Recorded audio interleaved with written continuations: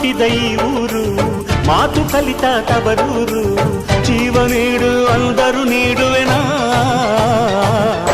ಹೇರುಕ್ಕಮ್ಮ ನಮ್ಮ ಊರಮ್ಮ, ಹೇರುಕ್ಕಮ್ಮ ನಮ್ಮ ಮಾತೆ ಮಾತಮ್ಮ.